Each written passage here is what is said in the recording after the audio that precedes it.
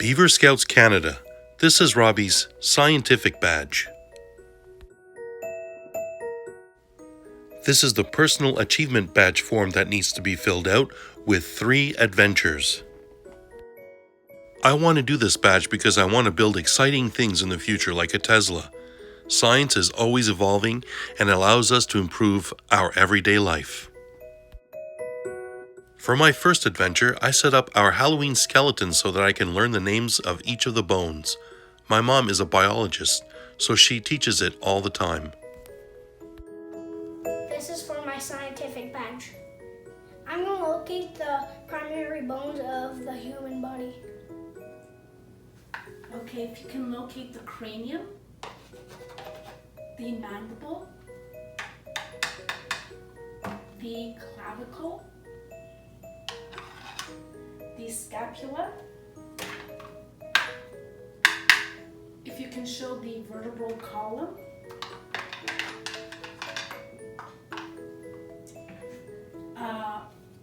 locate the rib cage, the sternum bone. Now for the upper limbs, the humerus bone, the radius, and the ulna, and of the hand, the carpals, metacarpals, and phalanges.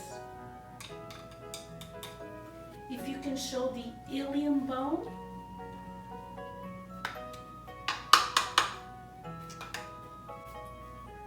and now for the lower limbs, if you can locate the femur bone and the tibia and fibula and the tarsals, metatarsals, phalanges. Nice. For my second adventure, my mom taught me how to use a microscope. We looked at insect adaptations to their environment by examining and comparing their legs. This is for my scientific badge. Today I'm looking at insect Adaptations.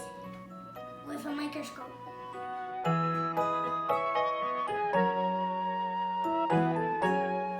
Insects are a very successful group of animals. And here we see an example under the microscope. You're looking at different types of insect legs. Can you give some examples? A jumping leg, a swimming leg, a running leg, a leg of a working honeybee, a leg of a digging insect. Look at a few different types of legs.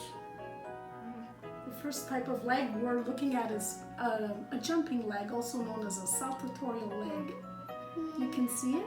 Mm-hmm. And can you give me an example of an insect with that type of leg? Grasshopper. Yes. The first leg is a jumping leg. An example would be a grasshopper. The second leg, the small leg, is a pollen carrying leg. This is a worker honeybee leg. This is a cursorial leg. It's good for walking and running. For example, a cockroach because it moves really quickly. The last leg is an unmodifying leg. It's a good walking leg and it's pretty common.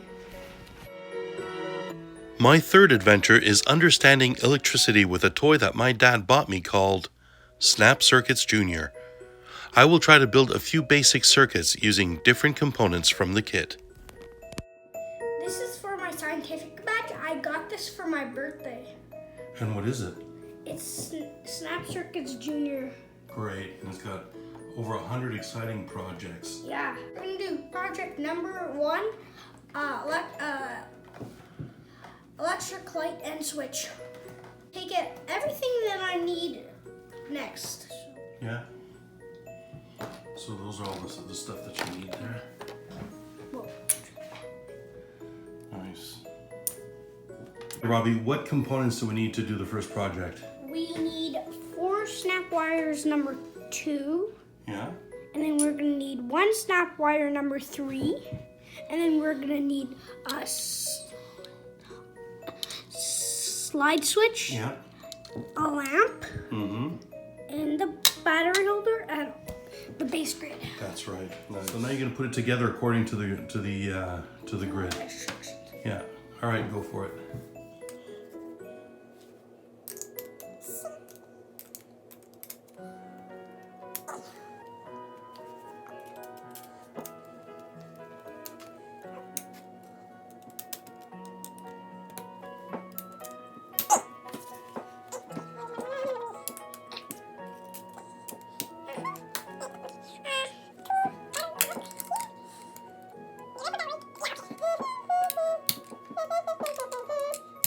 The batteries, Yeah. and we're gonna do a little test. Oh, I need my glasses. Oh yeah, you gotta have your protective glasses on Yeah. in case something blows up. Somebody. There we go. Yeah. Great. All right, turn on the switch again, or off. Nice, again. Nice. Great. How electricity is turned on or off with a switch. Now you notice this switch is a slide switch? Yeah. Okay, let's try something a little different, okay? So what we're gonna do is we're gonna take off that switch and we'll put another switch. The slide switch, now we put a press switch. Let's see what happens when you press the button. Ooh, not great. As long as you're pressing that button, the circuit is closed, okay? And the minute you take off your finger, then the circuit is open and then the electricity doesn't flow anymore. The current doesn't flow. So for my second build, I'm gonna do project number 7. It's called light emitting diode. And here are the parts that I need for it. Great. I need the resistor. I need 4 of these snap wires of number 2. I'm gonna need an LED, slide switch, battery holder, and batteries. Great. In your grid.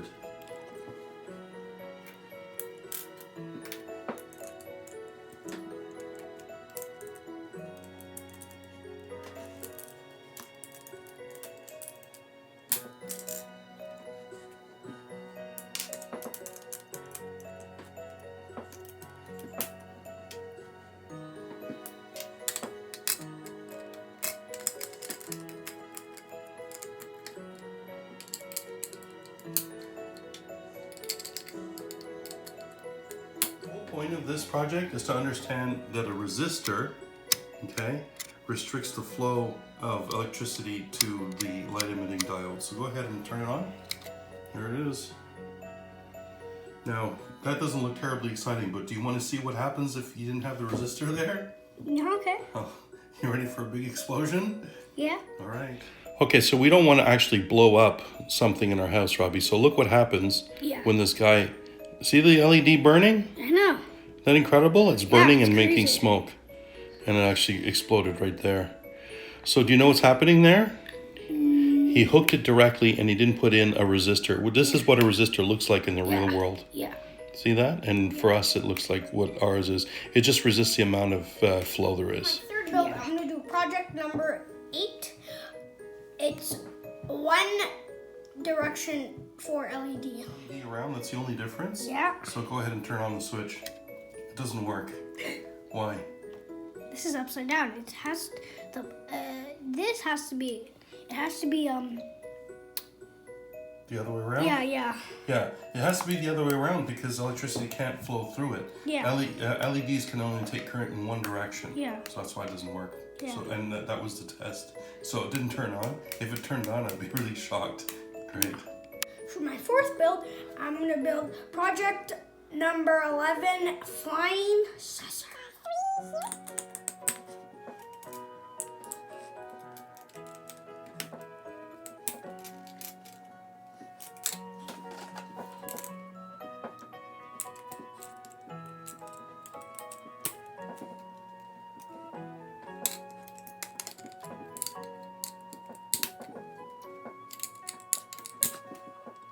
Robbie, you ready to turn it on and see Yeah. the flying saucer?